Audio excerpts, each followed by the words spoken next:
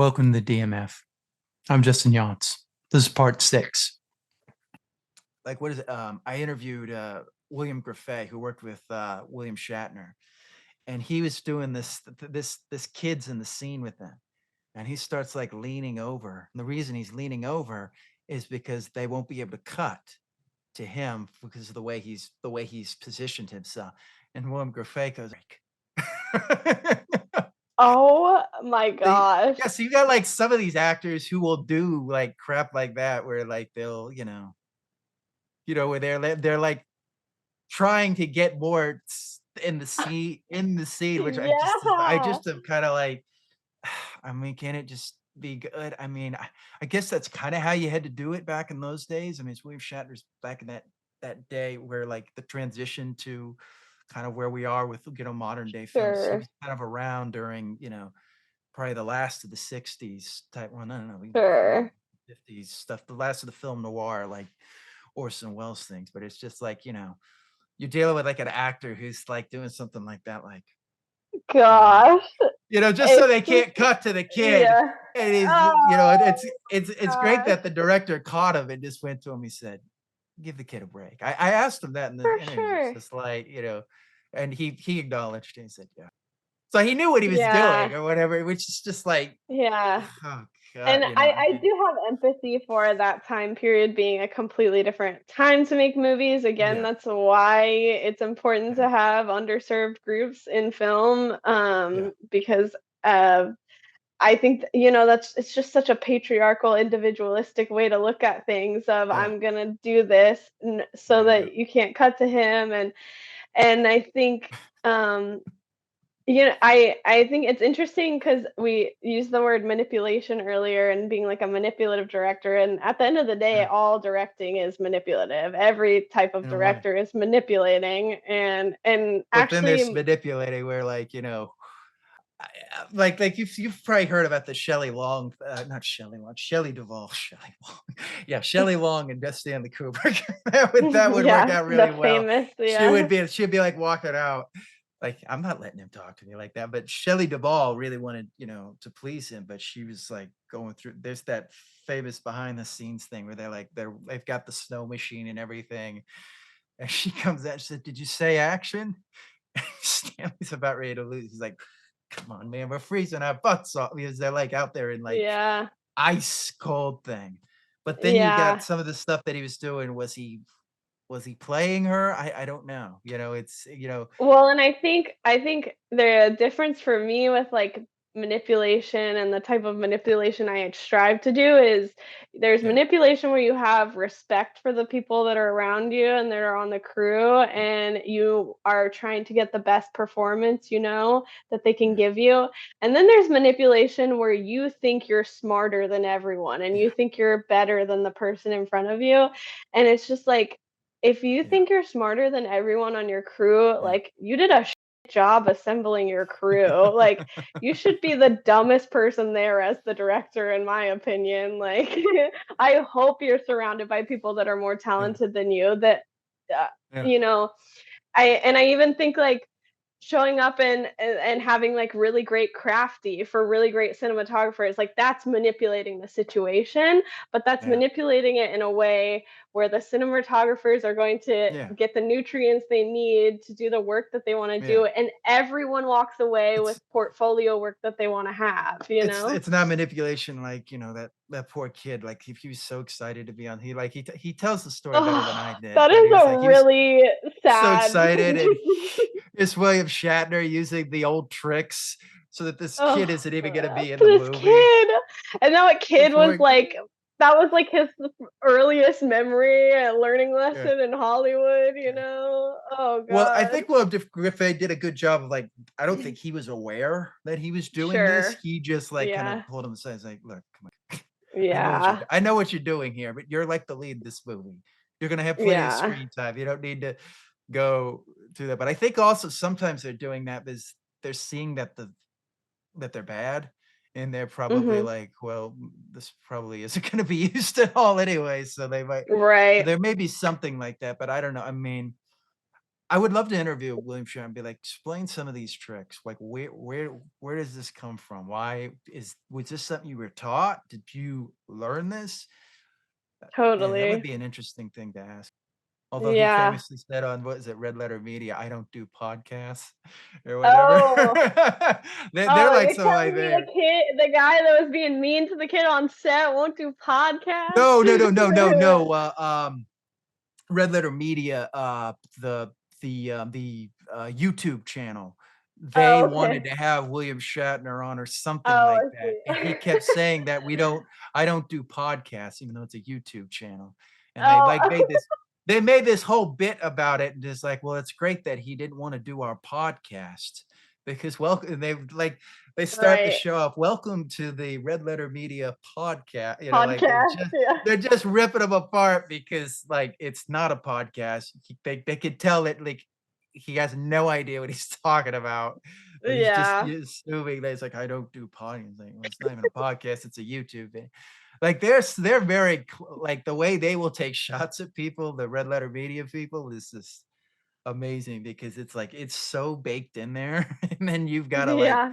look at it, like, when they took, like, the poor Chris Stuckman kid or whatever, they, like, ripped him apart, but subtly ripped him apart in a way that, like, was plausible deniability, but It's I so good. digress.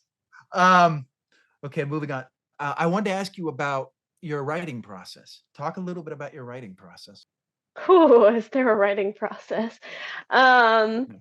let's see. Okay, so I did creative writing in college, and uh those professors very much like drove home this idea of like you have to get up every morning at 5 a.m. before work, and you have to do it every single day, and Yeah. and their philosophy was so based in like forcing yourself to write whenever you don't want to write, and so many of those professors were like, if you really want to write, you have to be someone who will get up at 5 a.m. Yeah. And I have never been someone like that. Um, and I actually quit writing for like 2 or 3 years after college because they had burnt me out so bad with their little Congratulations, professorial professors. You techniques. Yeah, like, wow, and great and job. You I talked see them that out, it's happen. like Yeah.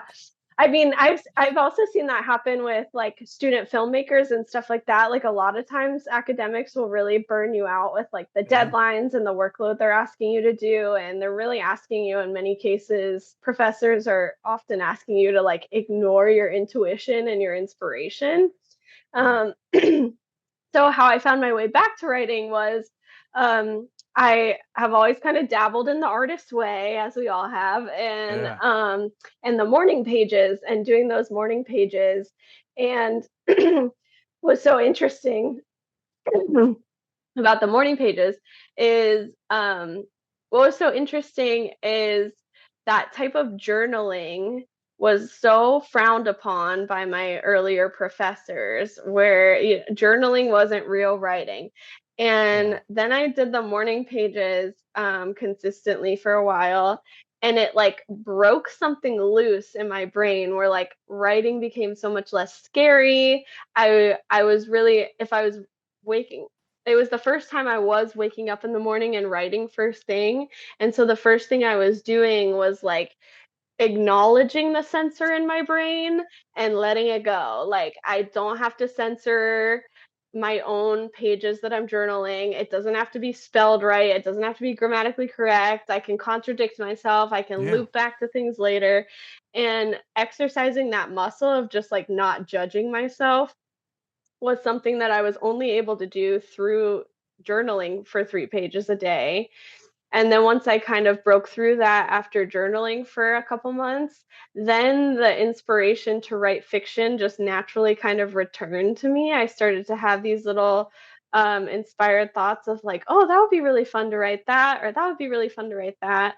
And um, I think also too, it was really intimidating to learn how to write a script, and the best Mhm. advice I got was to just read a bunch of scripts. And so I would go on Script Slug and just read every script of every I read like the whole Mean Girls script, any movie that really resonated with me. I just read a bunch of scripts and was able to kind of like um process and amalgamate just what's important to include in a script, how you format different things. And I think it made me realize like it's really not as hard as I'm making it out to be. Yeah. Um, and I think so that's the scary thing about, right, is it's like if you've got a final draft or a Celtics or whatever, a lot of that is gonna, it's not as hard as you and they make it look hard because they totally got all these, you know, making every, action word, bold, and stuff, right. so that it reads well. Did you read Little Miss Sunshine? That's a great script to read. No, but I love that Yeah, movie. I should it's a really definitely good go read script. that script. And I It's a think good too, script. I also at the time like I didn't have money for Final Draft, and I felt like a lot of the Yeah, film same here. film bros were like making me feel like you have to be writing a Final Draft. And No, you don't have ultimately to. like I ended up doing like the free version of Celtics for a while, and then Right. I like eventually did like their $30 a month subscription. I have Final Draft now, Well, but um they have a they have a subscription service now too, and they I know they all of do. them have done it, man, really. Like, they were like the good Yeah, ones. They were they like were the good they're guys. free." Yeah, Nope, you I gotta think they still have a free version. I think it's yeah, like whatever the you could only have a 10 certain number of pages. projects or something. Yeah, there was some loophole where they finally got me. Yeah, Celtics finally got me. And I will say I over the last year I bought Final Draft and I kind same of here. hate Final Draft. I feel like they screw me Really? all the time. The collaboration feature ain't on Final Draft. It's like you both have to have the exact same version to be able to collaborate with each other. Whereas like on Really? Celtics is much more like Google Docs where like Which you can version do you like have? collaborate. Which version do you Final have? Draft. Yeah, I mean I got whatever 12. I've got the 12. what I do I still haven't gotten have? 13 because I have to go and buy that again. Now It they make must you be like buy 30. it again. And they make you buy it every time. Literally, like we are writers. We don't have the money for this. Exactly, what yeah. And But so it is at the good. I mean, yeah, for all it's bad, it's like, but I do think so much in filmmaking, you can really stop yourself early with the yeah, money that they try to charge you for things. And I yeah, think ultimately, like being a filmmaker is being resourceful. And the best thing I did for myself was just told myself, like, you don't have to have a final draft version of the yeah, script. You can go find a free script yeah. writing software for now and just write with the free software for now. And one day we'll get It's final like draft. what is it? The famous story. Well, it's not really a famous story, but it's kind of a cliche. The guy that goes to Starbucks. He's got his nice computer out. He's doing everything. He's got the final draft and everything, but he hasn't written anything. Exactly. That is like such an easy trap for me to fall into. And now I do it with editing now too, where I like it's almost like I spend more time like looking for like plugins or like Yeah, templates when I could have just like edited the motion graphics myself. And yeah, um I think yeah, for me like the lesson I learn over and over is like sometimes it's just so much more fulfilling to be resourceful than to like yeah. pay the money for whatever the easiest way to do it is. And I so think it's to get it done, to actually do it. I mean, that's the yeah, scary thing is you're sitting there at the blank page, as they say. If you can yeah, confront the blank page, you're halfway through because most people are never going to start. totally. And They're just gonna stop. Please like, share, and subscribe. Thank you for watching.